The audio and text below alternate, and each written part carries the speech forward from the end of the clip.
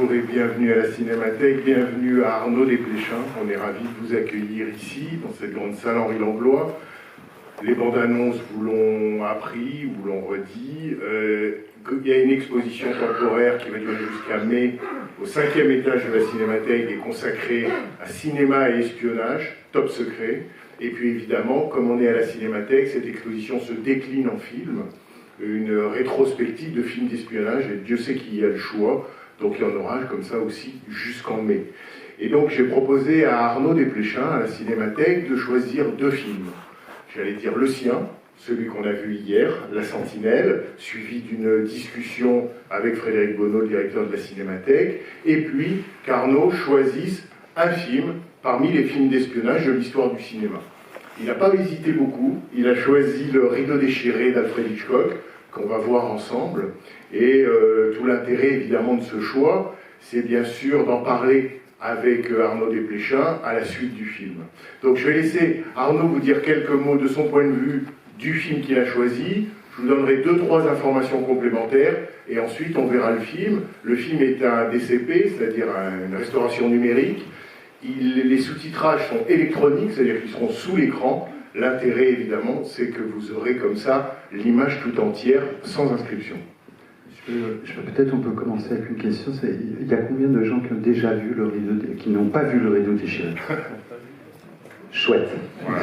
C'est plus clair dans ce sens-là.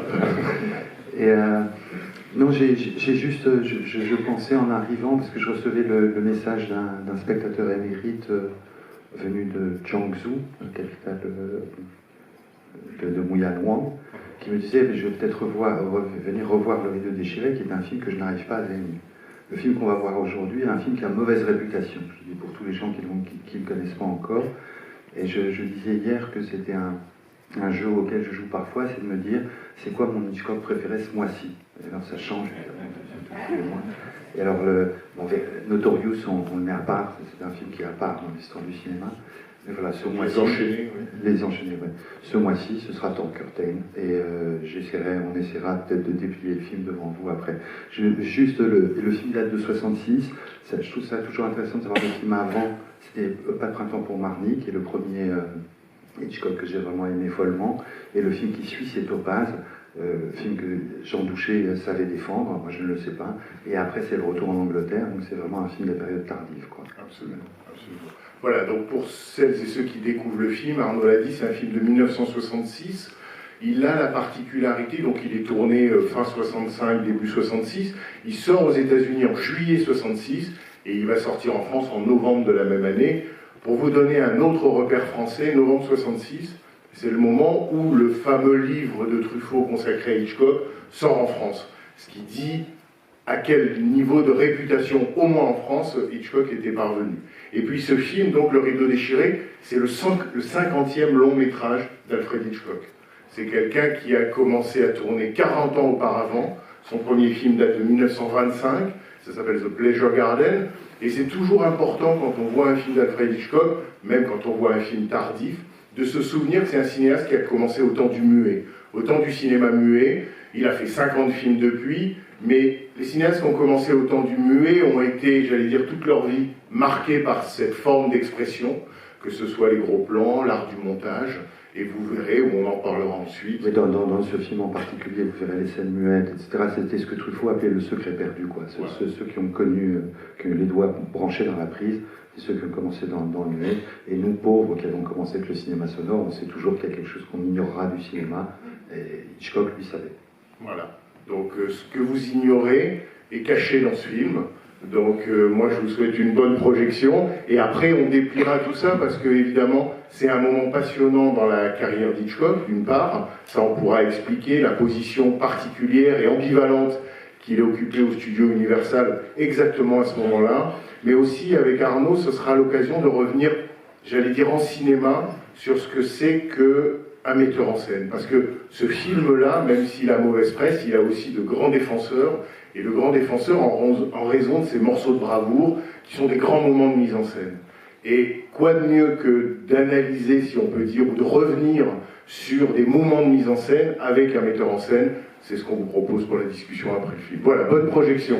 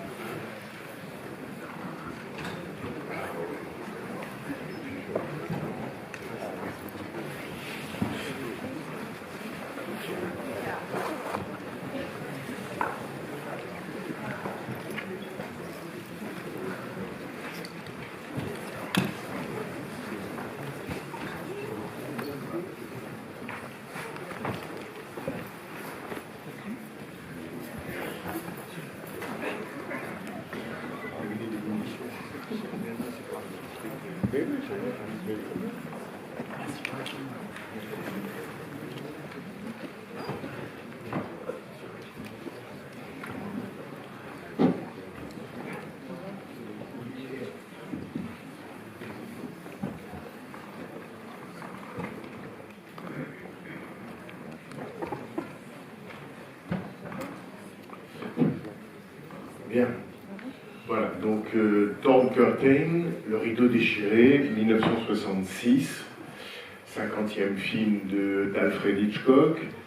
Peut-être pour commencer, on peut dire que au milieu des années 60, Alfred Hitchcock a plusieurs projets sur le feu, dont celui-ci. Et celui-ci naît d'une idée originale d'Hitchcock, une sorte de rêverie, parce qu'il s'inspire d'un fait divers qui a défrayé la chronique et qui est resté célèbre sous le nom des 5 de Cambridge.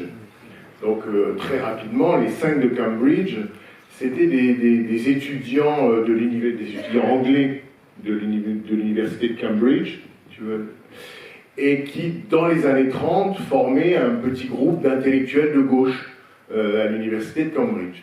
Et ces intellectuels, universitaires, étudiants, sont dans les années 30, j'allais dire, retournés ou basculent pour des raisons idéologiques dans le camp des soviétiques et deviennent espions pour l'URSS. Donc je fais vite, mais toujours est-il que pendant la guerre, plusieurs d'entre eux, et après la guerre, plusieurs d'entre eux, dont deux, Guy Burgess et Donald Maclean, espionnent pour le compte de l'Union soviétique et donnent des secrets à l'Union soviétique, des secrets anglais pendant la guerre et après-guerre. Ces deux-là sont attrapés ou repérés au début des années 50 et en 1951, Burgess et Maclean quittent précipitamment l'Angleterre et se réfugient en Union soviétique. Et Hitchcock a raconté que, curieusement, il s'est mis à penser à la femme de Maclean, puisque la femme de Maclean a suivi son mari en URSS.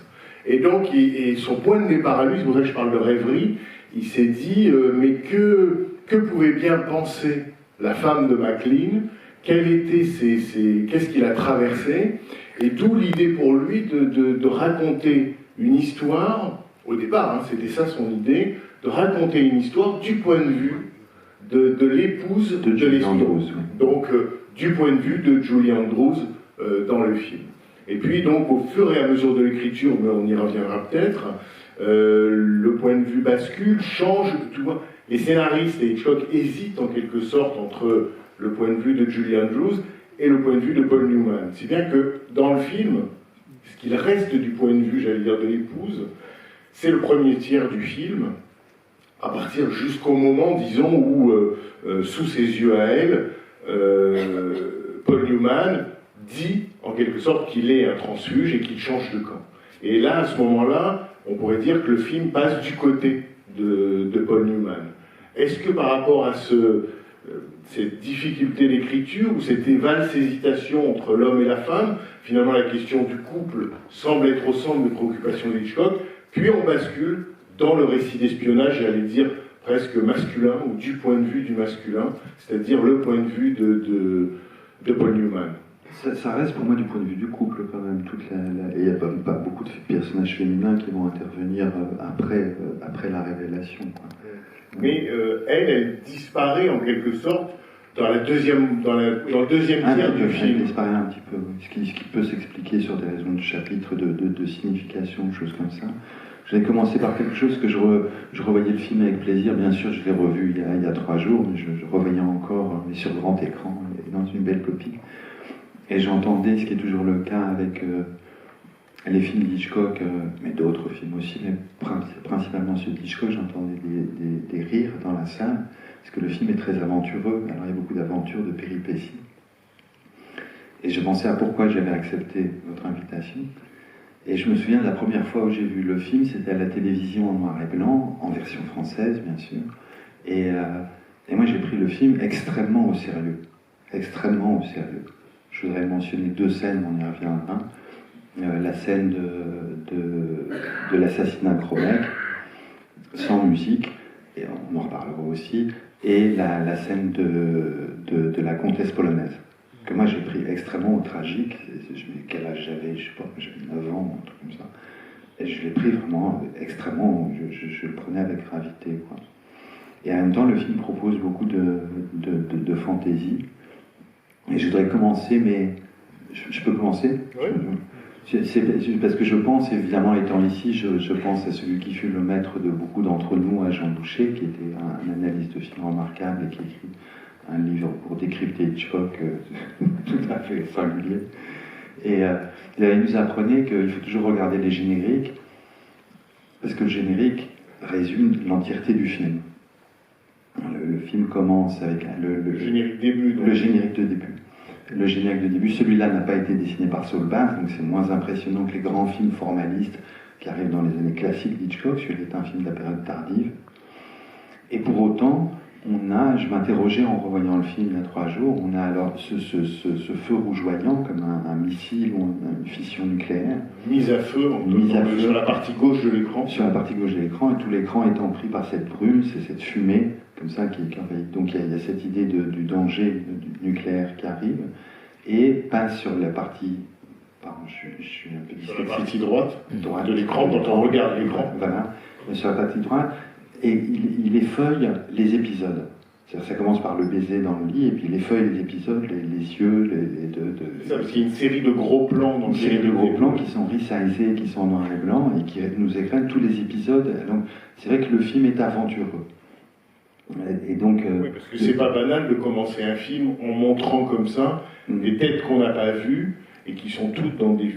Parce qu'il y a un côté feuilleton, il y a un côté feuilleton dans le film, et c'est pour ça, j'imagine que dans la salle, je pouvais entendre des sourires, parce qu'il y a ce côté feuilletonesque, et que moi, qui ne m'apparaissait pas quand j'avais 9 ans, moi je prenais tout à fait au tragique, moi je voulais une tragédie, et pas un feuilleton.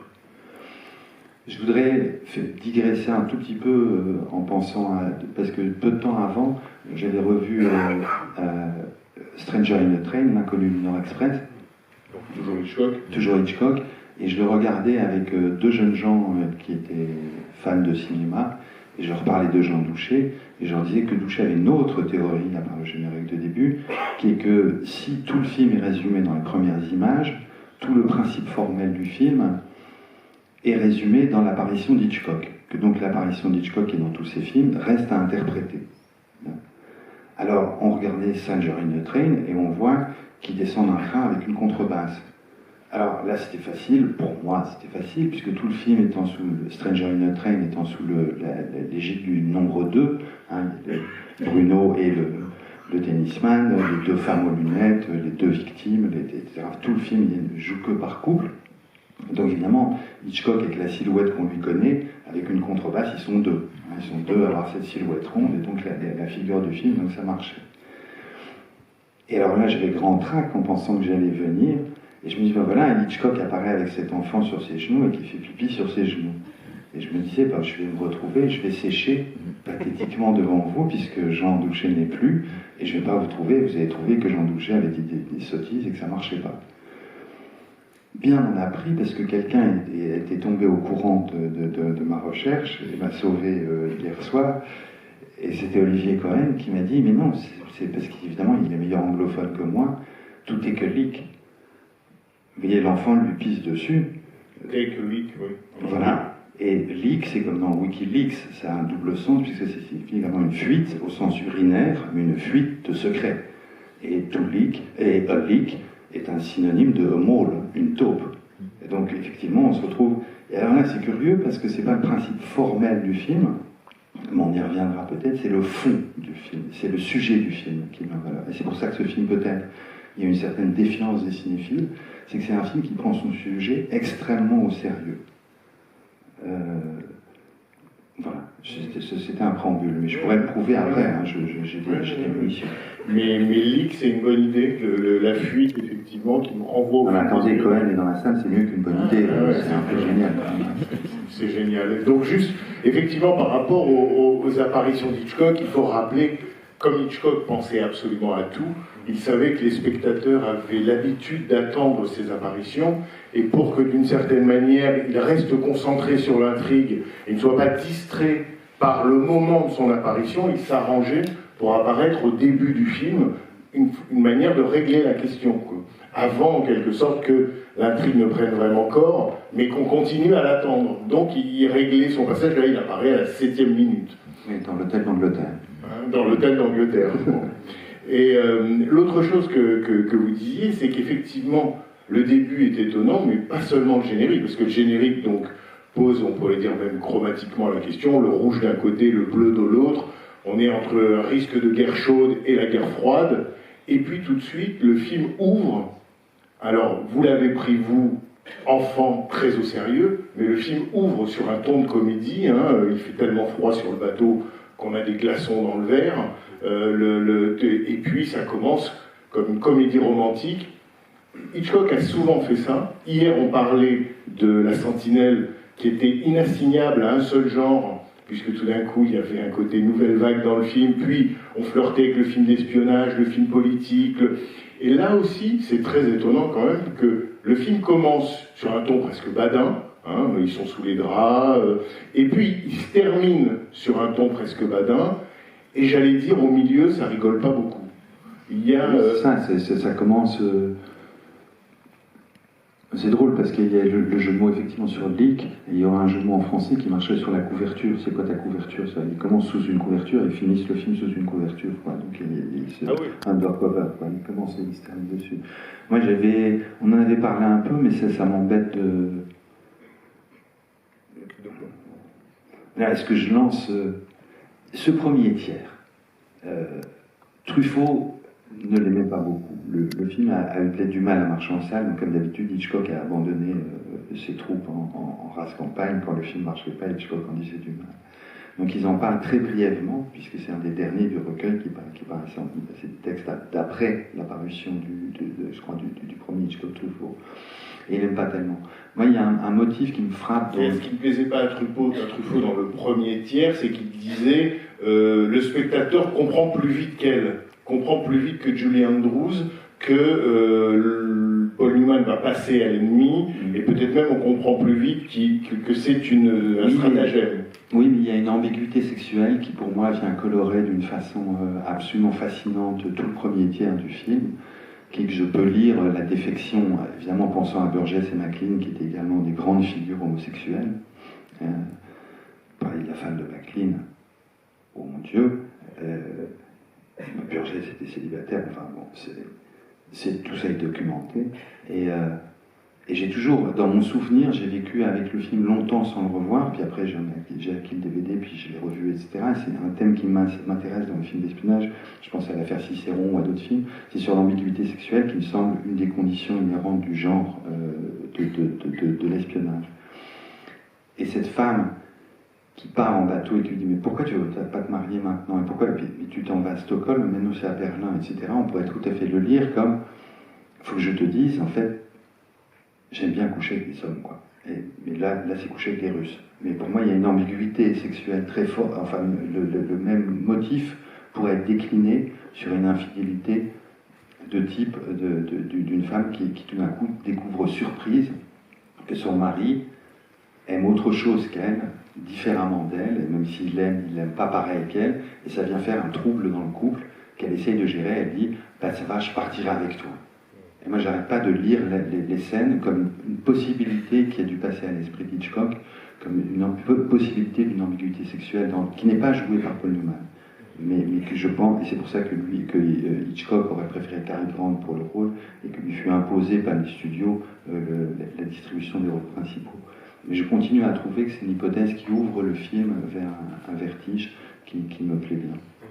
C'est vrai qu'au moment de son coming out politique à lui, on peut le lire comme un coming out. Comme un coming out sexuel. Oui, tout à fait. Ouais. Alors, sur la question des acteurs, effectivement, Hitchcock voulait Cary Grant dans le rôle principal. Cela dit, quand on regarde le travail de Hitchcock, il n'y a quasiment pas un film où il ne voulait pas Cary Grant d'abord. Hein. Donc ça c'est une base. Non, parce qu'il aurait pu dire Jimmy Stewart, mais Jimmy Stewart, ce serait pour les rôles straight, Cary Grant serait pour les rôles gays. Absolument, donc ce qui accréditait la théorie, effectivement, du coming out. Mais bon, Cary Grant, c'était son premier choix une fois sur deux. Mais Cary Grant, à ce moment-là de sa carrière, voulait vraiment, il n'a cessé de la repousser, mais il voulait vraiment prendre sa retraite.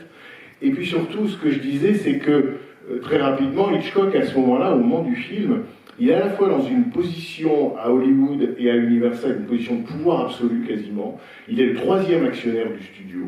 On a modifié son contrat pour qu'il gagne plus d'argent.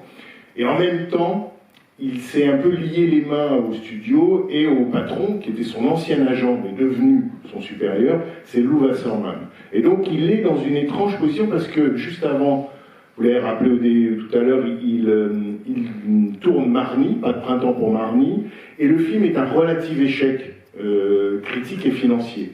Et donc, au moment où Hitchcock fait ce film, d'une certaine manière, il n'a pas la main, paradoxalement, sur les acteurs. Et donc, c'est le studio qui lui impose Paul Newman, grande vedette à l'époque, qui commence vraiment à être une grande vedette, et Julie Andrews, Mary Poppins, La Vallée du Bonheur. Et ces deux acteurs-là, Hitchcock a beaucoup de mal avec eux. Il n'est pas à l'aise avec ni l'actrice, ni Paul Newman. Alors il y a des anecdotes assez savoureuses sur la première rencontre entre Hitchcock et Paul Newman, mais est-ce que pour autant, ils vous paraissent, vous, des acteurs convenir au système hitchcockien? Ben, je trouve que c'est comme des œuvres tardives, quoi. Ça crée une bizarrerie dans cette confrontation entre la méthode qui met en colère Hitchcock de Newman et le fait que ce soit habité. J'aurais trouvé ça dommage que le rôle soit joué par Cary Grant parce qu'il était trop âgé pour le rôle. Et je trouve ça bien que le film se ressource à des acteurs nouveaux qui évidemment viennent grincer avec le système hitchcockien, mais ce grincement me plaît, j'arrive à l'embrasser, j'arrive à l'accepter. Il faut expliquer ce grincement, c'est-à-dire que Paul Newman est une génération complètement autre que celle d'Hitchcock, et surtout il est adepte, j'allais dire fervent, de ce qu'on appelait la méthode, c'est-à-dire l'acteur studio, et donc pour le résumer rapidement, une technique de l'acteur qui nécessitait qu'un acteur, pour jouer un mouvement physique en quelque sorte, devait être informé psychologiquement des pensées de son personnage pour agir. Je me suis demandé si c'était écrit après coup, après la distribution de Newman ou après qu'ils se soient rencontrés, la dernière réplique sur la scène de sur le tracteur, s'il dit il va falloir que vous jouiez un rôle. Et Newman dit ça fait des mois que je m'y puisque ça fait des mois et des mois que je m'entraîne. Donc avec un acteur de la méthode qui ne peut que quand il connaît l'enfance de son personnage, etc. Je le lisais comme une métaphore de ce qui les distingue. Et puisque Hitchcock racontait qu'il était tout à fait stupéfait parce que Newman lui disait mais pourquoi c'est la fermière qui tue Gros Mec? Et il lui a dit, cette actrice est payée un assez bon salaire pour venir sur le tournage, donc je crois qu'elle va tuer Gros Mec. Donc il y avait deux générations qui ne pouvaient pas se parler, une génération du jeu anglais, une génération du jeu américain, qui avait du mal à se parler. Je trouve que ça ne nuit pas au film. Ça lui rajoute une bizarrerie, certes, mais ça ne lui nuit pas. Mais il y a beaucoup d'anecdotes comme celle-là, où par exemple, là, on revient en tête la scène du musée, une scène du musée qui, alors on n'est pas à l'époque du fond vert, hein, mais en fait la scène du musée est entièrement, il faut savoir que le film a été entièrement tourné dans les studios d'Universal ou dans des extérieurs californiens. Il y a quelques transparences qui sont tournées par une seconde équipe en Allemagne et qui servent pour des fonds images. Mais dans la scène du musée, donc entièrement reconstitué en studio, le musée, c'est en fait une illusion d'optique. Et le musée, Hitchcock avait un collaborateur depuis la période anglaise qui s'appelle Albert Whitlock et qui était un génie du trompe-l'œil. Il faisait du matte painting. Et le matte painting consistait très rapidement, devant l'objectif, filmer et mettre une partie noire sur laquelle, en quelque sorte, on pouvait peindre le reste de l'immeuble, on pouvait rajouter, en quelque sorte, sans que ça coûte, quelque chose qui aurait été très onéreux à construire. Si bien que, quand vous voyez dans cette scène de 2 minutes, sur laquelle on peut revenir d'un point de vue esthétique, la scène du musée, où on voit Paul Newman traverser le musée de Berlin, en fait, il traverse, sur le tournage, un lieu quasiment vide. Et un lieu avec des trous, en quelque sorte. Et ce qu'on voit n'existe pas, ça a été peint, y compris les murs, et les peintures sur les murs sont des peintures de Whitlock, ce qui est assez vertigineux. Et Paul Newman a dit, toujours pareil, il demandait tout le temps des explications à Hitchcock sur les motivations. Et il disait à Hitchcock, mais si je vais par là tout droit, pourquoi? Et l'autre lui dit, bah parce que sinon vous allez tomber derrière le matte painting. Bon, c'était un dialogue de sourds entre effectivement deux conceptions. Et surtout, Hitchcock disait à Paul, ne donne pas les regards neutres dont j'ai besoin. Et ça c'est vraiment, on y reviendra aussi, ça c'est vraiment le muet, quoi. C'est-à-dire comment à partir d'un regard dont l'expression n'est pas en quelque sorte chargée, je peux monter un plan avant ou un plan après et créer une signification pour le spectateur. Mais sur voilà, la scène du musée. La scène du musée est encore une des scènes, enfin le film en compte tant, mais ça vaut le coup de les énumérer ensemble. La scène du musée est une scène virtuose, quoi, avec ses pas qui entendent, etc. J'entends aussi, parce que je vous parlais de mon émotion à le voir, je me rends compte que j'ai revisité la scène dans 3 souvenirs de ma jeunesse, quand il se sauve du musée pour aller donner au Refousnik les passeports et l'argent. Et c'est bien de là, mais c'est une scène qui m'a hanté, quoi, quand je l'ai vu enfant, qui n'a cessé de me hanter depuis. Parce qu'elle fait peur, parce qu'on a peur pour lui, pourquoi ou parce que cette idée tout le temps qu'il essaie de prendre la porte de derrière, qui réessayera quand il arrive à la ferme, qui réessaye, il n'arrête pas de prendre la porte de derrière, à chaque fois il s'enfuit, c'est un motif qui vient répéter le film, et c'est le foisonnement de scènes comme ça, extrêmement virtuose qui me frappait en le regardant sur grand écran. Je vais en citer une autre parce qu'elle m'a évoqué Bergman très fort, et je pense que, je ne sais pas si c'est Hitchcock ou son décorateur qui savait que c'était une citation des Fraises sauvages, mais c'est une citation des Fraises sauvages, c'est quand il rentre et qu'il y a cet examen avec le professeur qui est tout en haut, avec ses gradins qui sont très très pentus. Et alors dans les Fraises sauvages, qui est l'histoire d'un vieux professeur, joué par Victor Sjöström, et il arrive, il doit repasser ses examens de médecine dans un tout petit amphithéâtre avec des gradins très très pentus. Et on lui pose des questions, il est extrêmement humilié. Et c'est dans un rêve, il ne sait pas répondre. Et la scène est en même temps réaliste et en même temps dreamlike, comme disent les anglo-saxons. Et cette scène, et le suspense, je trouve la scène sublime, aussi, je trouve la scène dans Bergman formidable, et je me dis, c'est drôle cette compétition qui peut cette compétition, cette émulation qui peut ce film qui se passe à des décennies de distance, puisque One Strawberry c'est très très longtemps, il y a plus de 10 ans je crois, entre les deux films, mais qui se laisse inspirer par les Fraises sauvages pour raconter cette terreur, et la scène de suspense est magnifique, avec toutes les scènes de suspense sont magnifiques, avec Newman qui arrive, et puis on apprend la mort le cadavre de Gromet, la moto de Gromet qui est retrouvée, du coup l'interview, etc., l'apparition du savant qui dit Pierre, rubbish, etc., qui commence à parler, tout ça. Et après arrive Julie Andrews, et là on lui pose une question, et il y a un plan de silence absolu, c'est pour ça que vous posez la question sur le fait qu'il se soit entendu ou pas dans le plateau, un plan comme ça avec un fond abstrait sur elle qui ne sait pas si elle va répondre ou pas répondre, et qui regarde les gens dans les gradins, qui regarde son mari, qui regarde le professeur, qui regarde ce personnage absolument délicieux qui ouvre le film, qui est celui qui est épris de Julie Andrews. Parce que c'est ça qu'on se dit tout le temps. Elle est tombée, son mari est gay, mais il y a un hétéro strict qui lui court après, et elle s'en fiche complètement, elle préfère son mari gay. Et moi, c'est comme ça des fois que je lis le film. Et ce personnage, donc les regards circulent, et elle ne sait pas ce qu'elle va répondre, mais on ne sait pas ce qu'elle va répondre, comment est-ce qu'elle va embrasser le truc. Cette scène-là, c'est une grande virtuosité. Je repensais, je dérive sur Bergman, parce que vous disiez c'est drôle, c'est vrai que c'est drôle. Le début, l'ouverture sur le bateau, cette glace qu'on doit dans les verres qu'on doit casser avant de pouvoir boire, c'est amusant. Et c'est sa version à lui de la guerre froide. Oui, non mais en même temps c'est littéral. Hein. Oui, c'est littéral. Et en même temps, je regardais et je voyais là mieux que sur la télé les patronymes ou les noms des universités qu'on voit, vous voyez, avec tous les scientifiques tremblants. Et j'étais touché parce qu'il y en a un, c'était Hebrew University, donc université où on parle hébreu, donc j'ai pensé à Israël. Voilà. Et m'a frappé, et je me suis demandé si Bergman, qui voyait beaucoup de films, avait vu ce film-là, et s'il l'avait aimé ou pas aimé. Parce que j'étais frappé parce que dans Fanny et Alexandre, Erland Josephson qui joue l'amant de la grand-mère, s'appelle Jacobi. Et il est important dans l'économie. Je ne dis pas que Bergman l'a appelé Jacobi parce qu'il avait vu ce film-là. Par contre, ce que je soutiens, c'est que dans l'économie d'Hitchcock, il importe, et dans l'économie du film, de ce dont le film nous parle, mais allons-y, il y a la scène du meurtre quand même, allons-y quoi. Il importe que l'homme du bus... Il faut expliquer. Quel lien vous êtes en train de faire entre l'homme du bus qui organise ce système de sortie d'Allemagne de l'Est, il se trouve qu'il a un patronyme juif. Et je ne crois pas que ça indiffère à Hitchcock, il aurait pu l'appeler...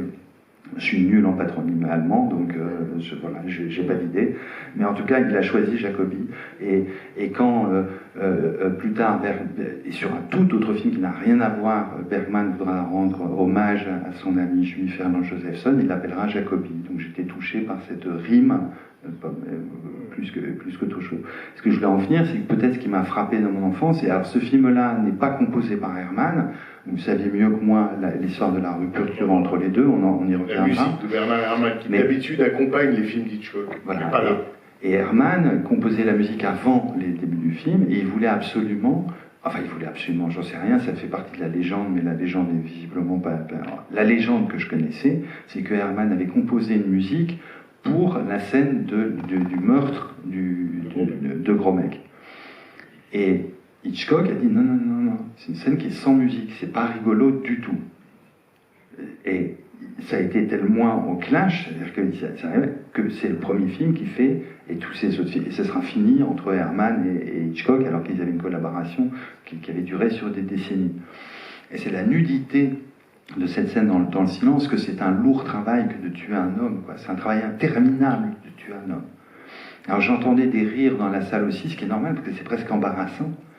Et il se trouve que Hitchcock, quand il a participé à l'effort de guerre pour l'armée britannique, ou américaine, je crois qu'il était pour l'armée britannique, il était retourné en Angleterre pour aider pendant la guerre, quoi, en 1944, et il n'était pas resté longtemps, et un des travaux qu'il a eu à faire, c'était des films de montage sur du footage qui venait d'Auschwitz, sur les premiers, la découverte de ce qui pouvait rester, puisque les Allemands les avaient détruits, des fours crématoires et des chambres à gaz.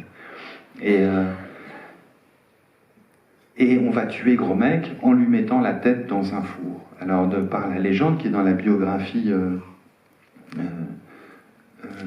et Hitchcock en a été marqué à vie de ses premières images. Je crois qu'il n'a pas terminé le montage du film parce qu'il avait un film à Hollywood qui l'attendait, il est retourné. C'est ça, mais en tout cas, il a dit lui-même que les images qu'il avait vues dans l'immédiate fin de guerre à Londres, et qui étaient les images ramenées par les opérateurs, les premiers opérateurs, en même temps que la libération des camps, des images commençaient à arriver, et il a dit lui-même qu'il a visionné des images pendant des heures, parce qu'il devait faire un montage, et qu'il n'est pas revenu pendant 15 jours ou 3 semaines. C'est-à-dire tellement ça a été pour lui, et ça a sans doute été un point de bascule, parce que on pourrait presque dire que sa vision du monde à lui s'est trouvée cognée ou renforcée à une puissance à laquelle il ne s'attendait pas. Mais effectivement, il voit ces images en 1945, on trouve des traces de ce trauma, en quelque sorte, dans ces films, et là en particulier. Et alors là, les gens disent que sur le tournage, il criait à l'équipe technique, parce qu'il y a énormément de plans, la scène est très très découpée, en même temps c'est très émouvant, parce que ça fait penser à un de ses films du début, c'est The Lodger, c'est ça la scène avec le couteau, où le type il tourne, non c'est pas dans The Lodger, c'est dans celui avec la dame qui prend le couteau et le type qui lui tourne autour de la table, film anglais en noir et blanc.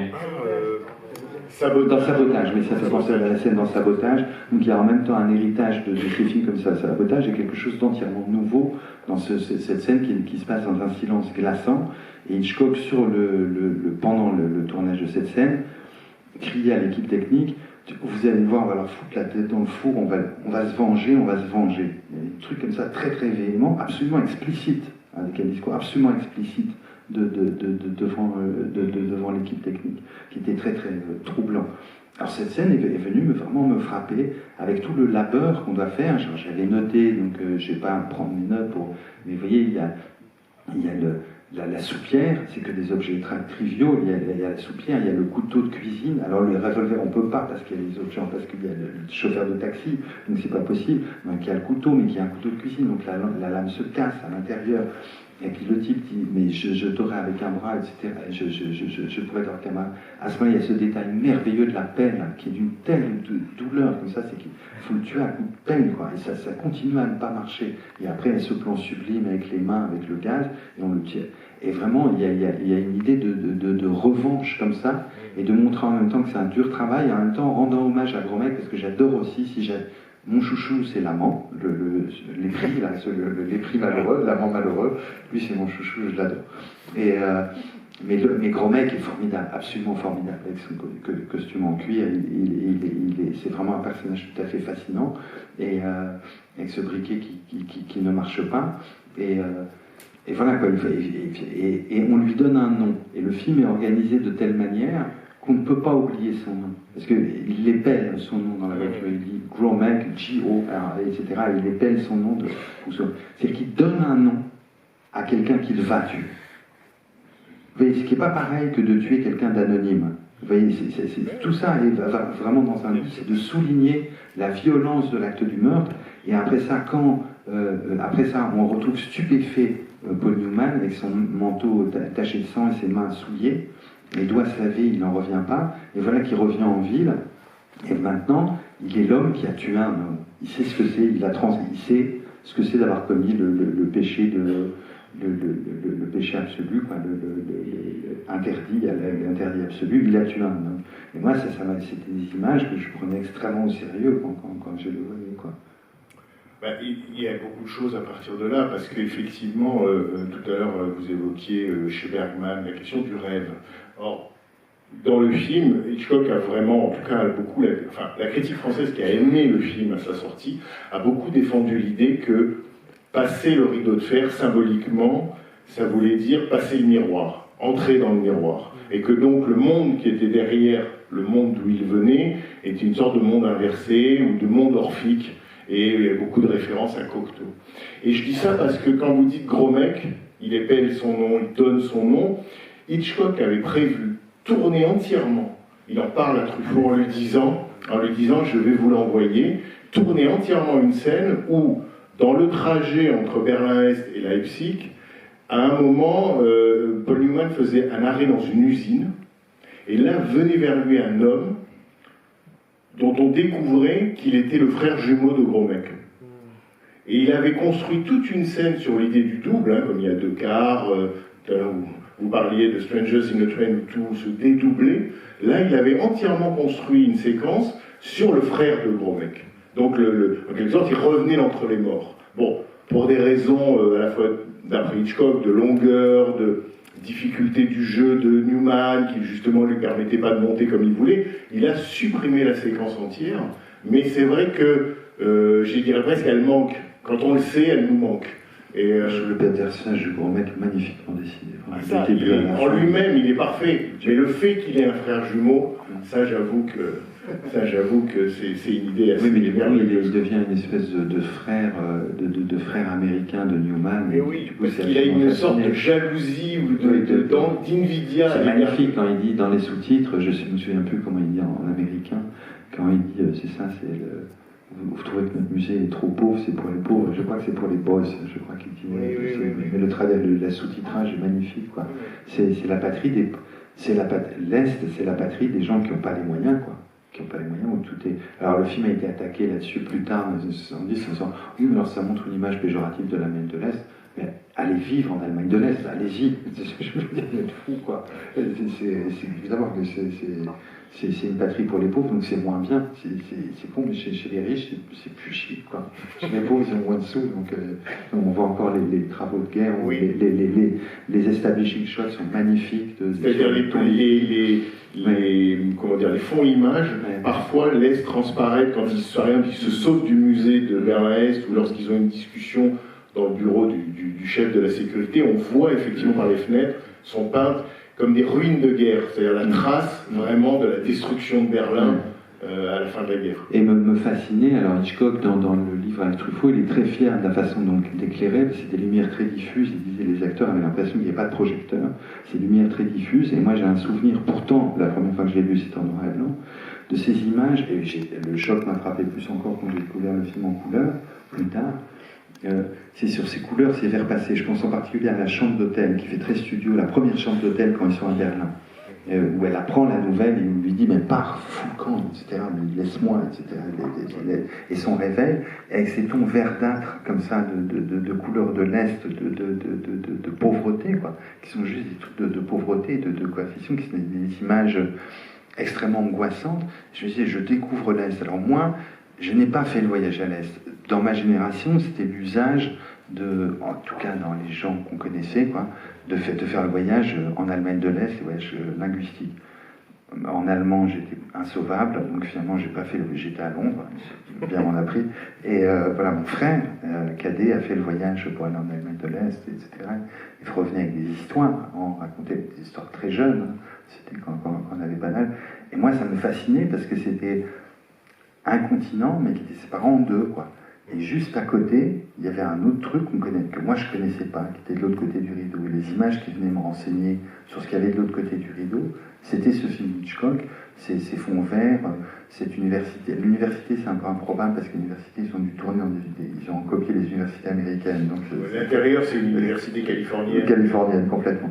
Et il y en a comme ça aussi sur la côte Est aussi, j'en ai vu certaines. Mais enfin, si on met de côté l'université, les décors, je les trouve extrêmement bien rendus. Et du coup, je pensais aussi, et je voulais en venir à la deuxième chose que je prenais extrêmement au sérieux, c'est à la comtesse dont le nom m'échappe, la comtesse polonaise. Kuchinska. Peut-être, oui. Et le soutien, la voix off, le doublage était génial, et utiliser le même mot que dans les sous-titres, c'était mon répondant. Vous ne voulez pas être mon répondant. Et moi, ça me marquait comme ça. Avec quelqu'un qui cherche à s'enfuir de son pays et qui dit qu'il a besoin d'un répondant, quoi. Et je trouvais ça, je trouve ça absolument bouleversant, la performance d'elle, je trouve. Et encore maintenant, ça m'émeut. Et je me rends compte, évidemment, je pourrais penser au Refouznik dans Trois souvenirs de ma jeunesse, mais je pense à Tromperie, à Magdalena Constantin, qui joue cette Tchèque, qui veut partir et puis qui se retrouve après à Londres et qui se dit, mais en République, quand j'étais à Prague, j'étais traductrice. Moi, je suis caissière dans un magasin. Je déteste le pays qui m'a opprimé et je déteste le pays qui m'accueille, avec la mélancolie des exilés, quoi. Et cette mélancolie des exilés, je la trouve sublime dans le film. Je la trouve magnifique, avec l'ambiguïté du personnage qui commence en le menaçant, en disant je vais vous dénoncer, etc. Et puis qui devient totalement pathétique jusqu'au dernier plan qui est presque un tout petit peu too much. Il aurait dû couper un tout petit peu. Il aurait refait le film aujourd'hui, il aurait supprimé la dernière réplique quand elle est sur les marches, quand elle dit mes répondants pour les États-Unis libres d'Amérique, et ça se termine avec le travail. C'est d'autant plus vrai que ce personnage de la comtesse, il est inattendu. Il prend tout d'un coup un temps réel dans le récit, et que Hitchcock s'était pris vraiment d'une grande amitié pour l'actrice dont j'ai oublié le nom. Elle avait été nominée pour un Oscar pour Zorba le Grec un peu avant, et elle lui plaisait énormément. Et en fait, le scénariste de départ, Brian Moore, qui a écrit 3 moutures, dès le début a écrit ce personnage. Et Hitchcock a bougé beaucoup de choses, mais ça, il n'y a jamais touché. Si bien que ça veut dire aussi que lui tenait à ce qu'elle disait, parce que lui aussi, d'une autre manière, est un exilé, puisque cinéaste anglais qui fait carrière aux États-Unis, mais qui d'une certaine manière est toujours resté profondément anglais, même si son succès à Hollywood est patent, mais sans doute qu'il a dû trouver dans ce personnage de la comtesse un écho à la douleur de tous les exilés, ce que vous décriviez, c'est-à-dire n'être jamais tout à fait de là où on arrive, ni tout à fait de la possibilité de revenir de là où on vient. Oui, mais c'est ça, dans le film s'opère à mon avis la fusion de deux choses, ce qui est reproché par ailleurs à une certaine époque, que le film soit anticommuniste. Je ne vois pas être anti-soviétique soit un péché, mais peut-être cela est-il, mais pour moi non. Et ce souvenir qui le hante du nazisme. qu'on revoit avec la dame allemande dans le bus qui dit il faut les sortir, c'est des Américains, faut les faire. Il y a Jacobi qui dit non, on va les garder, etc. Puis après ils font descendre la dame, etc. Et le film va de moments de force en moments de force. Il y en a un, j'aimerais bien les égrener pour vous entendre. Il y en a un dont j'ai pas. Évidemment aussi, j'ai choisi le film parce qu'il y a une scène. Je me rends compte qu'il n'y a que des scènes. J'ai fait des remakes ratés. La scène du tableau. Attendez, le duel au tableau avec le professeur. C'est sublimissime, sublime, c'est à tomber quoi, jusqu'au plan large, quand il dit mais vous m'avez rien dit, et avec les répliques learn. Vous m'avez rien appris. Vous m'avez rien appris, vous ne savez rien. Et c'est magnifique. Qui n'en savait pas aussi. Oui, qui n'en avait. Non mais la scène est d'une telle virtuosité, et on enchaîne les moments, puisque juste après on a la poursuite en bus, où Hitchcock raconte qu'il y a le gentil bus, celui dans lequel ils sont, et le méchant bus qui les suit. Donc il personnalise les bus, etc., avec les péripéties qui s'enchaînent, la cigarette qui est tendue, la vieille dame qui est très drôle, qu'on fait remonter, etc., ce danger, cette communauté, le personnage des jumeaux, etc. Enfin, c'est étourdissant, quoi. Et après, juste quand ils arrivent, ils rencontrent la comtesse polonaise, là on a un moment d'émotion très très forte, il arrive encore une émotion de suspense au sens où c'est distendre le temps, le suspense. Et c'est la scène de la poste. Je ne savais plus, en prenant des notes, quel adjectif j'utilisais, mais c'est un suspense commun. On l'a tous vécu.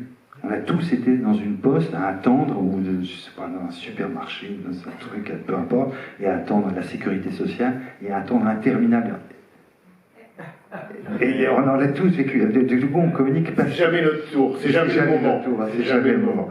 Et du coup, on a tous vécu ça. Et du coup, sauf qu'il y a le type qui est parti, le type en uniforme qu'on a repéré. Donc la police allemande va revenir.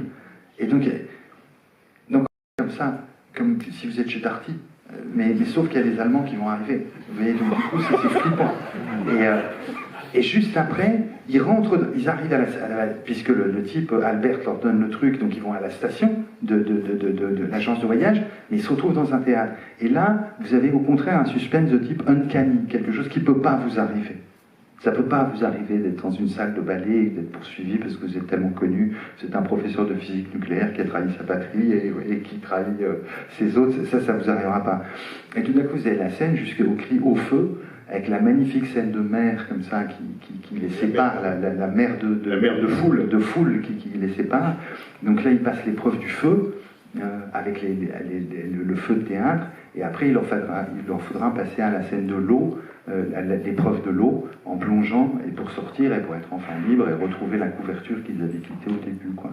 Enfin, c'est que des tours de force qui laissent pantois. C'est vrai que le film, à l'époque, avait paru, par la critique américaine, qui était assez remontée, et contre le Hitchcock, et contre la survalorisation à leurs yeux d'Hitchcock par la critique française. Mais ce qui est vrai, c'est qu'à l'inverse de ce qu'on a, semble-t-il, perçu à l'époque, le film nous apparaît comme une sorte de course de haie, soit de cauchemar, soit de morceaux de bravoure. Et en particulier, peut-être que le film, à l'époque, dans les années 60, a désarçonné les spectateurs pour la raison que vous disiez, c'est-à-dire le choix chromatique d'Hitchcock.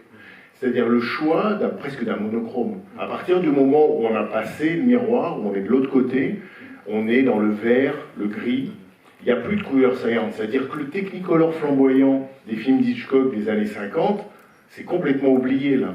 C'est comme... C'est fini. C'est fini. Et ça, d'une certaine manière, le spectateur doit en faire son deuil.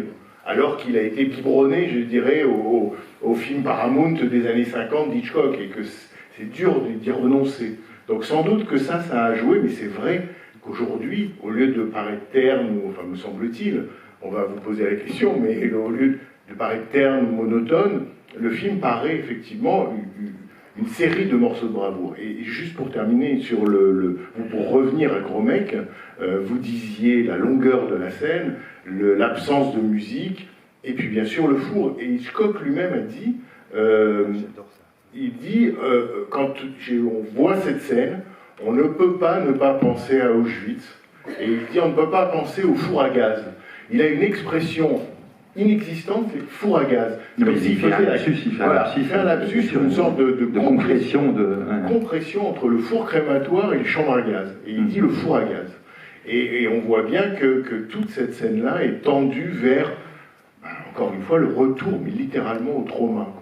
Donc effectivement, c'est curieux, c'est un film avec des moments drôles, plutôt à l'ouverture et à la conclusion, mais au milieu, ça rigole pas. C'est-à-dire que, j'ai envie de dire, c'est comme toujours avec Hitchcock, le genre est aussi, pas un prétexte, mais une occasion à une vision métaphysique du monde, à une vision qui transcende le film d'espionnage ou disons, un autre genre du cinéma qu'il aurait pratiqué. Il y a quelque chose chez lui là et en même temps, la scène avec Gromek, parce que Hitchcock se lançait des défis formels d'une certaine manière, y compris à lui-même. Et donc, il était obsédé par l'idée du cliché au cinéma, ce qui a déjà été fait 1000 fois, comment le refaire, ou plutôt comment le défaire. Et il disait, mais je vais montrer enfin, ce que vous disiez, comment tuer un homme, ça peut être long, pénible, difficile, et que souvent dans les films, c'est le mort disparaît dans la colure, ou c'est un coup, il tombe et c'est réglé. Non, ça va prendre du temps, et c'est sa manière à lui de tordre le cou au cliché cinématographique, disons ici, de la représentation de la mort. Parmi les beautés dans la scène, parce que j'ai cité l'appel et ça, mais j'avais oublié de citer les inserts très, très serrés sur la veste, quand il fait le petit geste extrêmement exaspérant de tirer Paul Newman par la veste. Au début de la scène. Au début de la scène, comme ça, quand et qu'on sait qu'il va le taper, quoi. C'est terrifiant, terrifiant. Parce qu'il y a une pression qui monte, et on se demande comment ça va exploser, quoi. Mais c'est vrai que cette séquence, et juste pour dire sur l'histoire de la musique, puisque vous en parliez, effectivement, Bernard Herrmann, le musicien, qui est un musicien qui compose des musiques symphoniques, avait travaillé pendant 10 ans avec Hitchcock. Et Hitchcock lui a demandé la musique de ce film-là. Le score existe. Bernard Herrmann a composé une musique, il y a 40 minutes de musique pour le film, et qui n'ont pas servi. Puisque Hitchcock s'est disputé avec Bernard Herrmann, sans doute sous la pression du studio Universal, qui voulait une musique un peu pop. Parce que l'époque, parce que Julie Andrews, parce qu'on est dans les années 60, parce qu'il avait fait un échec avant, bref, toujours les idées de studio pour essayer en quelque sorte d'actualiser le film. Et Hitchcock demande à Bernard Herrmann, ce qui est quand même une folie, une musique pop. Bon. Quand il a entendu la musique pop de Bernard Herrmann, il s'est énervé, ils se sont fâchés, et ils ont commandé une autre, Herrmann exit, et le studio Universal a commandé une autre musique à ce musicien qui s'appelle John Addison, et qui a très rapidement composé la musique, qui n'est pas mémorable, sauf peut-être le bus, c'est formidable. Voilà, dans le bus, la manière dont la musique est utilisée, là, il se passe vraiment quelque chose. Donc voilà, encore la musique qui vient, j'allais dire, soutenir et rehausser, là encore, un autre morceau de bravoure qui est toute la poursuite en car, qui, d'après le scénario, durait encore plus longtemps. Est-ce que vous avez des questions? Vous voulez poser une question, soit une interprétation, une question sur le film, ou une question à Arnaud Desplechin sur un des aspects du film qui soit vous a enchanté, soit intrigué, soit autre? Oui, non. Attendez, voilà, madame et monsieur, là il y a un micro, et madame, le micro, il arrive à votre droite. Madame. Et voilà, alors allez-y, commencez, et après monsieur. Alors c'était déjà merci, parce que c'était absolument génial de découvrir ce film que je ne connaissais pas, en plus comme ça sur grand écran, donc merci pour ce partage. Moi j'ai effectivement ri par moments, mais parce que, à cause de la tension nerveuse aussi, je crois que c'était un rire nerveux. Il y a des scènes incroyables.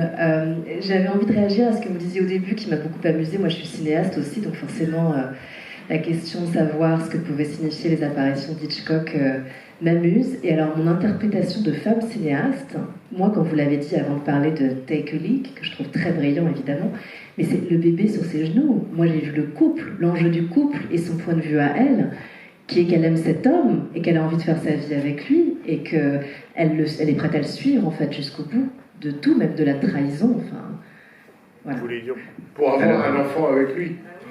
C'était ma première pente, mais j'ai un défaut, c'est que si j'aime énormément les films d'Hitchcock, je suis par ailleurs fan de Stanley Cavell, qui a prouvé par la comédie de remariage, Dieu sait si... Stanley Cavell, il faut dire un mot. Stanley Cavell, qui est un philosophe américain qui écrit sur le cinéma, et qui dit que dans les comédies de remariage, vous voyez toujours des couples assez étranges, puisqu'ils sont 40, 50 ans, très tard.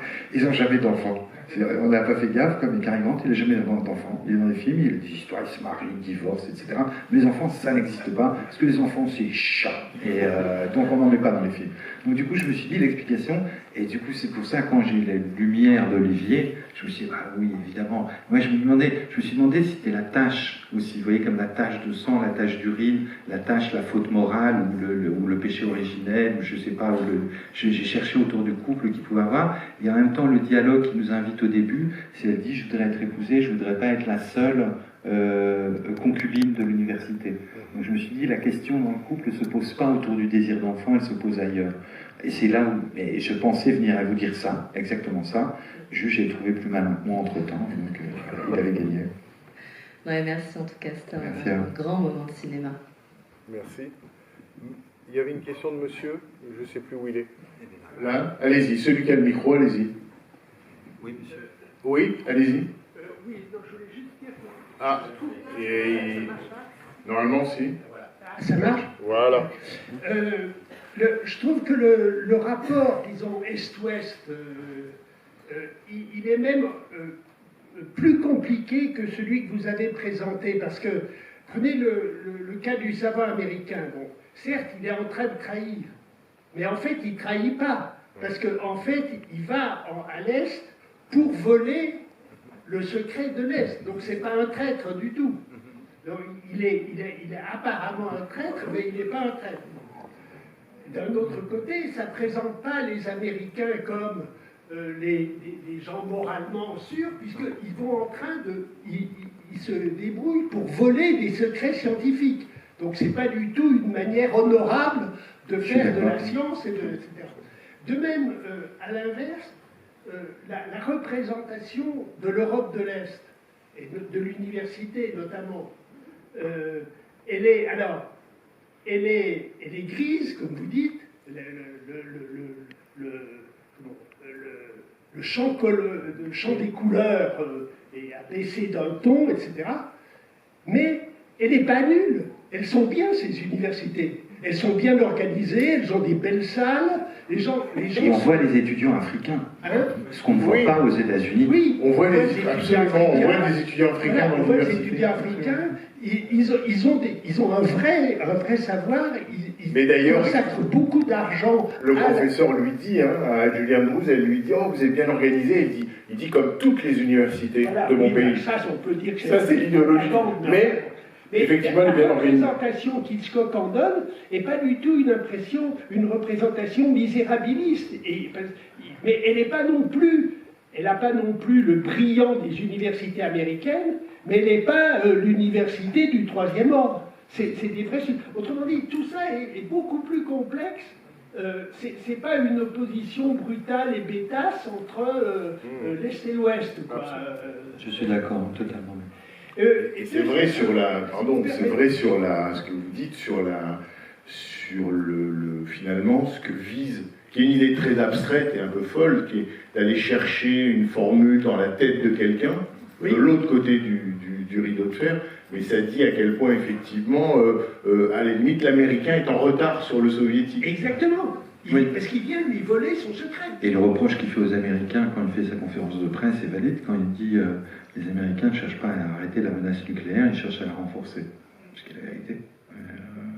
Non, le film est plus savant que ça. Si je peux, juste un petit... je voudrais faire une petite question qui débouche sur votre film qu'on a vu hier et celui-là, le rapport. Parce que je trouve que c'est très caractéristique, les films d'Hitchcock en général, mais celui-là en particulier, ils sont extrêmement clairs. C'est-à-dire on comprend très bien l'évolution des gens, les raisons de leurs actions, etc., etc. Et je dois dire, alors, le prenez pas mal, mais hier, j'ai été quand même un peu désarçonné, alors c'était peut-être voulu, j'en sais rien, parce que, par exemple, le rôle de Bloicher, alors, je ne sais pas si je parle pour tout le monde, donc le personnage de Jean-Louis Richard, dans La Sentinelle. Voilà, dans La Sentinelle, je ne l'ai pas compris. Je n'ai pas compris d'où il sortait. J'ai pas compris qui. Il apparaît tout d'un coup dans un train, on ne sait pas pourquoi, on ne sait pas d'où il vient.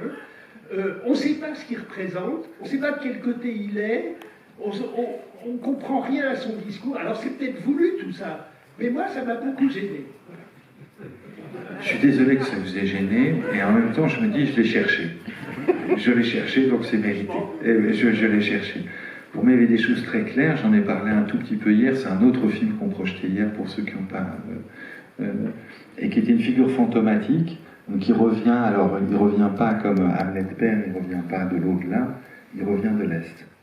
Il revient des ombres des services secrets, et on ne comprend pas très bien, et il y a une espèce de haine et de passion en même temps pour le monde soviétique, comme ça, une espèce de rage contre... Il veut que tout reste à l'époque de la glaciation.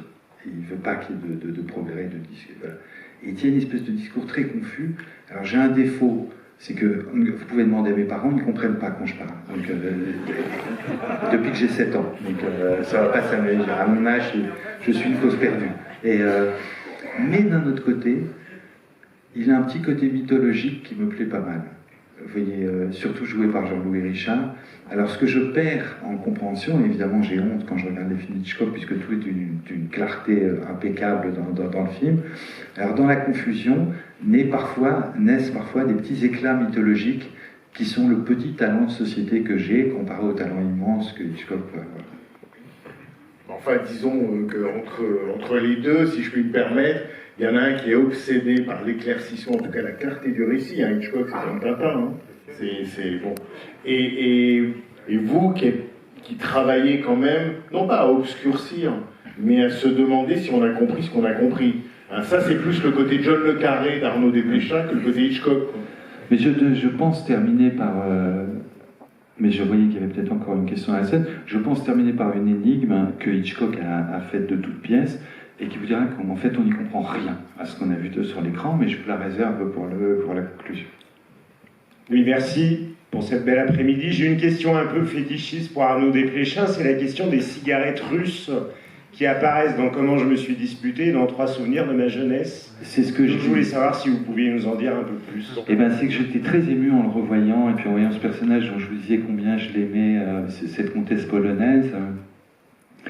Ces cigarettes russes me fascinaient à tel point que je fumais des Moskva qui me coûtaient une fortune. Je ne sais plus où je les achetais à Paris. Ça a un goût infernal.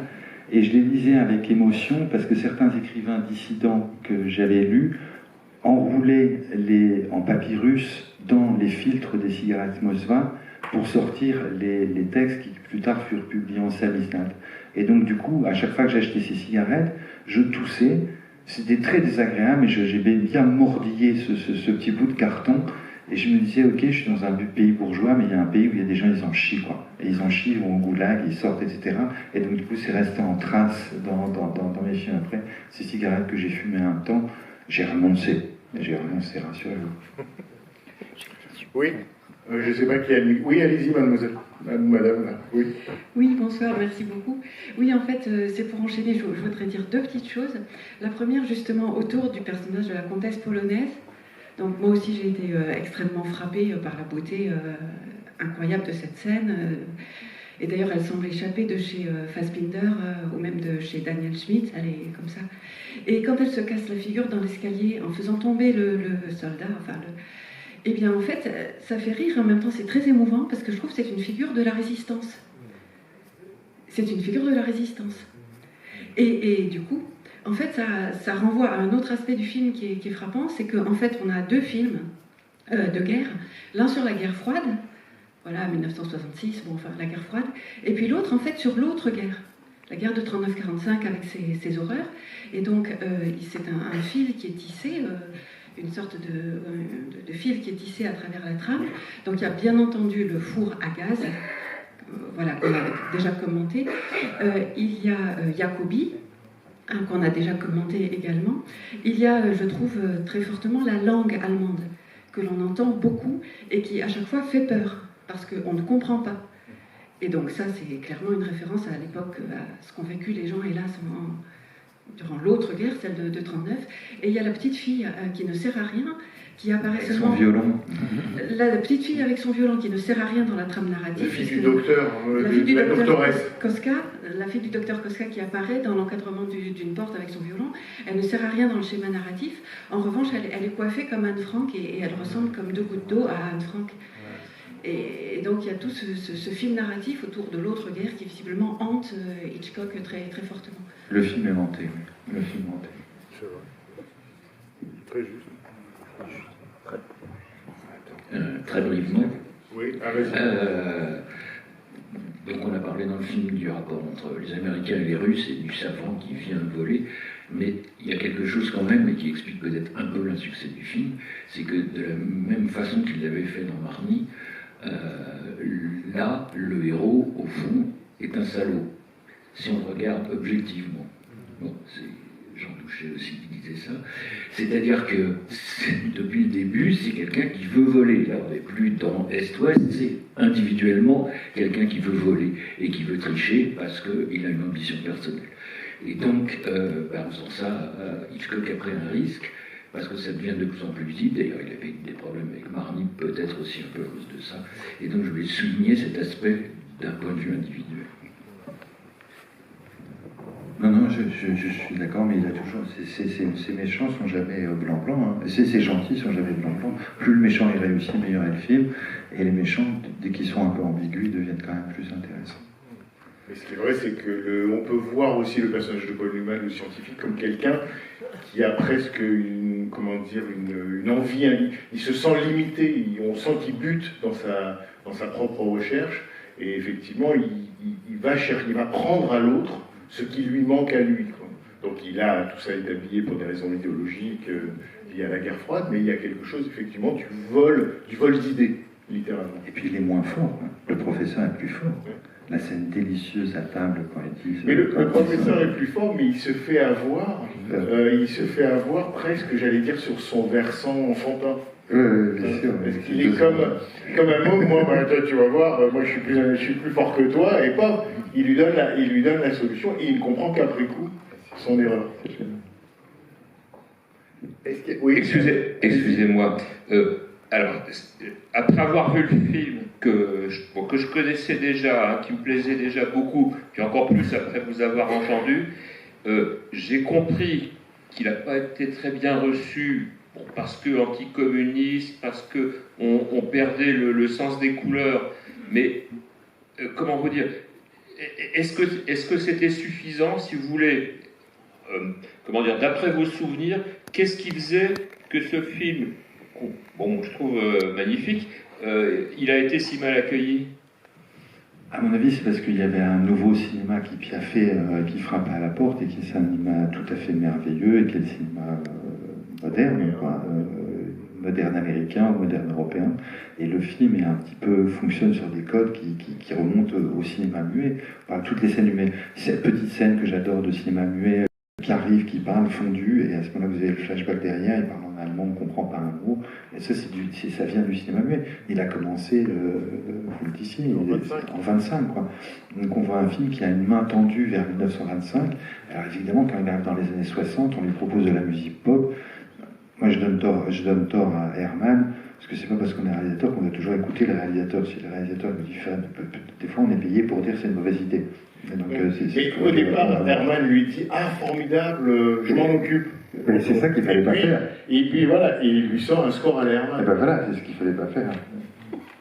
Mais effectivement, c'est sans doute ça la clé du désamour dans les années 60, c'est que Hitchcock paraît démodé. Comment dire, il paraît un peu has-been. Les critiques de l'époque disent il fait comme d'habitude en moins bien.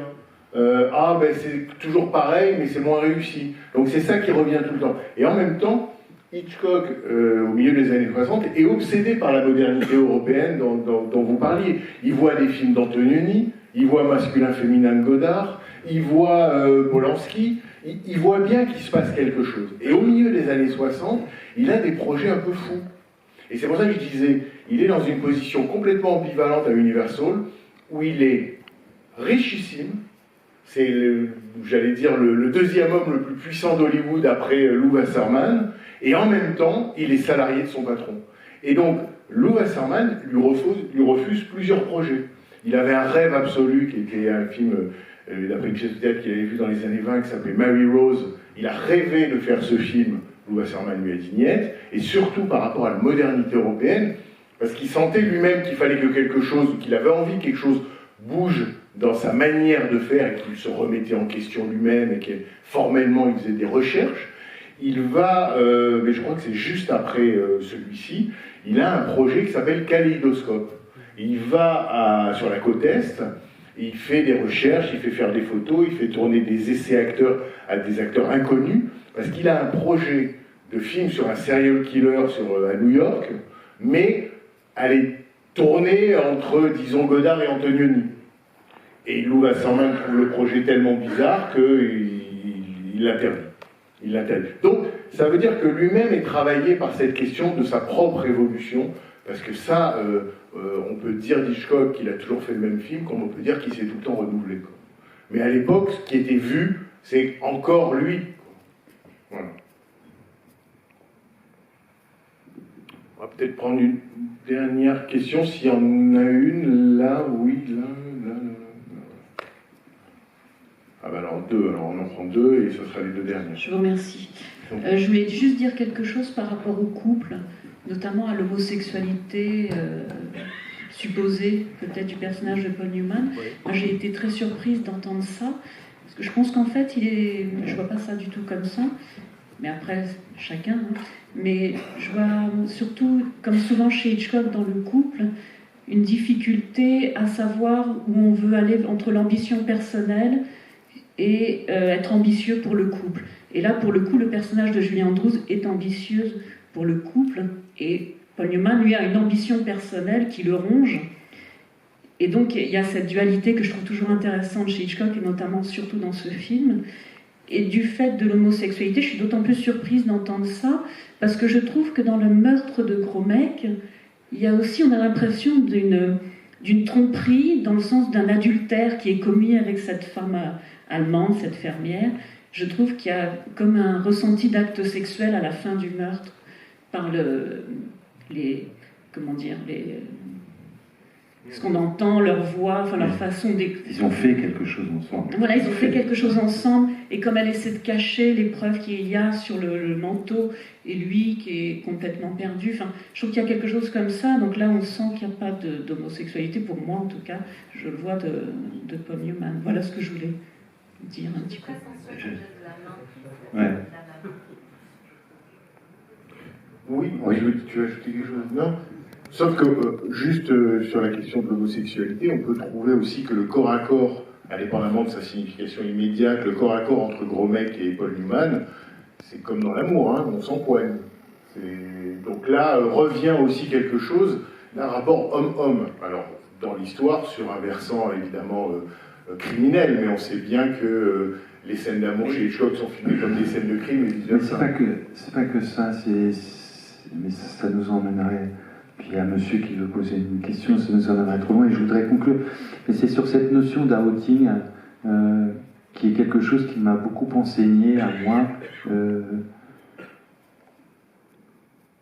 Quand tout d'un coup vous sortez vous faites un outing, ça fait pas plaisir à tout le monde. Lui, il va dire finalement je vais avec les Russes parce que les Américains ne veulent pas la paix, etc. Ça fait pas plaisir à tout le monde. Et dans ça fait pas plaisir à tout le monde, vous gagnez une certitude qui est que vous faites pas la même chose que ce que faisaient vos parents. C'est que votre activité sexuelle, elle vous appartient à vous. Et du coup, moi, à travers le concept gay ou lesbien d'outing, j'ai réussi à comprendre une part de ma vie, et du coup, c'est peut-être pour ça que ça m'obsède dans les films. Vous voyez, c'est que j'ai une grande reconnaissance pour cette idée d'outing, dont je pense qu'elle vient éclairer toutes les sexualités, et pas seulement les sexualités homosexuelles.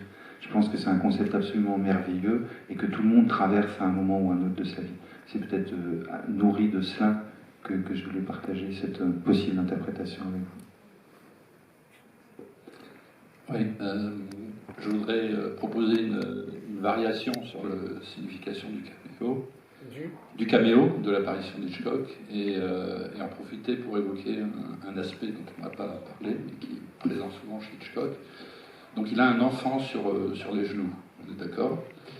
Et Hitchcock a souvent travaillé l'immaturité du personnage masculin dans un couple, dans Soupçon, dans Les Enchaînés, et ici, d'une certaine manière, le personnage de Paul Newman, il y a des aspects d'immaturité. Il se retrouve dans la fameuse scène du tableau, il se retrouve dans une école en train d'essayer de copier sur, pas son voisin, mais sur le professeur, quelque chose qu'il ne peut pas obtenir de par lui-même. Donc il a cette espèce de plafond comme ça.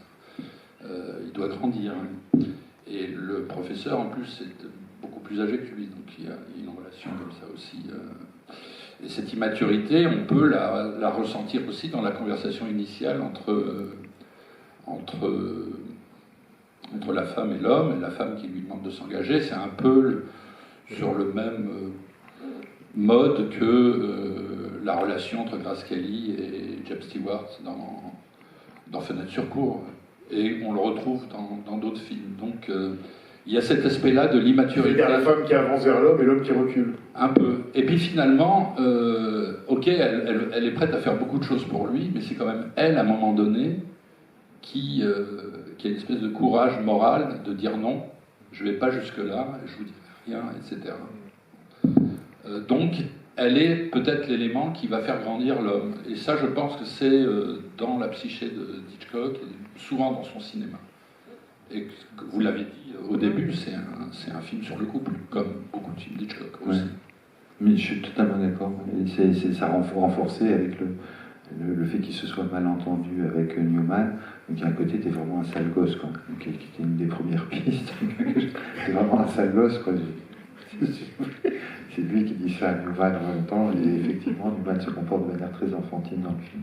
Je le dis quand même, sur la première rencontre, paraît-il, entre Paul Newman et Hitchcock a invité Paul Newman au restaurant, et il a été irrémédiablement choqué, parce que Paul Newman d'abord a tombé la veste. Alors là, Hitchcock. Et en plus, Hitchcock avait choisi un vin très très bon, de gourmet. Et Paul Newman lui a dit qu'il ne voulait pas, il voulait une bière. Et il a bu la bière à la bouteille même. Ça partait mal, quoi. Mais en tout cas, ce que vous dites explique à quel point l'étrangeté de la durée du plan de Julie Andrews au moment où on lui demande de trahir son camp. Et ça, le moment... je ne me souvenais pas que le plan ou les plans duraient aussi longtemps sur elle, dans ce silence, mais alors... cosmique, où elle se demande si elle va trahir, et finalement elle renonce à la trahison et elle engueule son mari, enfin son futur mari. Peut-être pour... je vous ai cité un, mais je ne le citerai pas dans le détail parce que je ne serais pas capable, mais m'a frappé quand je l'ai revu, le fait que, vous voyez, dans le MacGuffin, il y a cette scène qui est patente. Attends, le MacGuffin, faut que tu expliques en un mot. Le MacGuffin, c'est une histoire, c'est que tous les films sont construits sur un centre creux. Donc le MacGuffin, l'histoire, c'est deux types sont dans un train, il y a un paquet... C'est une théorie d'Hitchcock. Une théorie d'Hitchcock, il y a un paquet hyper bizarre, et il y a un des passagers qui dit « C'est quoi, monsieur, votre paquet ?» Parce qu'il a quand même une forme étrange. Il dit « Ah, ça, c'est un fusil pour chasser les... C'est un MacGuffin. » Il dit « Mais c'est quoi un MacGuffin ?» Il dit « C'est un fusil pour chasser les lions en Écosse. » Il dit « Monsieur, il n'y a pas de lions en Écosse. » Il dit « Alors, ça ne doit pas être un MacGuffin. » Ça c'est le principe de construire un film sur un centre creux. Alors, il y a donc en l'occurrence la formule mathématique. La formule mathématique. Et pourtant, il y a des choses comme par exemple dans North by Northwest, quand il se retrouve sur l'aéroport, il dit mais pourquoi vous avez fait tout ça et que vous avez fait les complots avec les espions, etc. Et à ce moment-là, ils sont près de l'avion. Ils sont près de l'avion et le bruit de l'avion couvre le dialogue. Alors que là, ils montent, quand je revois le film, je les revois qu'ils montent sur le tracteur et je me dis ok, comme d'habitude, le tracteur va couvrir le dialogue. Il n'y en aura aucune explication. Et en fait, c'est pas vrai. C'est pas vrai parce que c'est pas un vrai MacGuffin. Parce que dans ce film, à la différence des autres, et c'est là où Hitchcock vieillit, et c'est déjà un vieil homme, le sujet l'intéresse vachement. Et il veut vachement qu'on comprenne, que ce soit très clair. Il veut vachement parler de la guerre, il veut vachement parler de l'oppression soviétique, il veut vachement dire des trucs, il veut vachement que tout soit clair. Et donc, à la différence de l'abstraction de Northwest, elle est très très concrète. Et voilà que peu de temps après, elle monte, elle dans ce geste de refus où elle prouve sa maturité et sa détermination, elle va vers la colline, il y a son amant, mon chouchou, qui la poursuit, qui dit « Mais je vais vous parler, il dit « J'ai quand même une fiancée, tu l'étais, tu ne l'es plus. » Et il la suit et il monte sur la colline. Et c'est là où je vais tout obscurcir, monsieur, si vous le permettez. Et ils montent sur la colline. Et là, ils se mettent à parler. Et on n'entend pas ce qu'ils disent. Et je me suis dit, c'est merveilleux parce que c'est un film d'Hitchcock où tous les dialogues essentiels, c'est-à-dire les dialogues amoureux, les dialogues où les gens vont se dire ce qu'ils pensent, sont filmés comme dans du cinéma muet, alors que toutes les scènes explicatives que d'habitude il évitait systématiquement, eh ben, il les assume complètement. Donc c'est un film qui est anti-MacGuffin et qui se passe comme ça. Et cette scène, elle me faisait penser, c'était dans un texte d'Alain Bergalin, et c'est là où je vais vous noyer, et me noyer avec, et ce sera la fin de tout, quoi. Et c'est des images de Adam et Ève au Jardin d'Éden. Et c'était souligné par Alain Bergalin dans le recueil qui était formidable, qui était édité par la Cinémathèque de l'époque. Non, c'était par Hitchcock. Hitchcock est là, le catalogue de l'exposition faite par Dominique Paigny à Hambourg au début des années 2000. Et cette évocation de Adam et Ève se disputant avant ou après la faute, se disputant ou se réconciliant, prenant en même temps la forme d'une scène primitive, c'est est-ce que je vois mes parents divorcer ou est-ce que je les vois coucher ensemble, une espèce d'ambiguïté, et tout ça est regardé par l'œil du créateur, c'est-à-dire celui qui régit ce royaume, ce royaume un petit peu miteux, quoi, qui est l'Allemagne de l'Est, et qu'il regarde, le jeune amant maverick, qui regarde, et nous on ne sait pas ce qu'ils se disent. On ne sait pas ce qu'ils se disent, et évidemment on devine, et ça passe, et je me suis dit qu'il avait inversé la logique, et cette forme du couple qui se dispute sous l'arbre, c'est une forme qu'on retrouve dans... vous avez le même plan dans Rich and Strange, dans Lifeboat, dans I Confess, dans Suspicion, dans The Birds, dans Torte Curtain également. Vous pouvez prendre des photos, c'est la même. C'est une image qui l'a obsédé, c'est l'idée de la faute, ou l'idée de la réconciliation du couple, ou l'idée que le couple va devoir faire ensemble, etc. Et cette image qui est très prégnante, est-ce que c'est une image freudienne, comme je vous disais, de souvenirs, de scènes primitives, ou une image biblique venue de la Genèse? C'est l'image comme ça de Adam et Ève, ou se réconciliant, ou se disputant irrémédiablement, mais c'est toujours irrémédiable, puisqu'ils s'aimeront ou se disputeront irrémédiablement pour les temps et les temps, et en tout cas, ce que Hitchcock nous a toujours expliqué, d'une manière confuse, c'est-à-dire à la mienne, c'est que nous ne sommes plus au paradis. Je crois que c'est ce que nous expliquent tous les films. Maintenant, on va terminer là-dessus. Merci beaucoup. Merci. Après les mails, on va s'arrêter.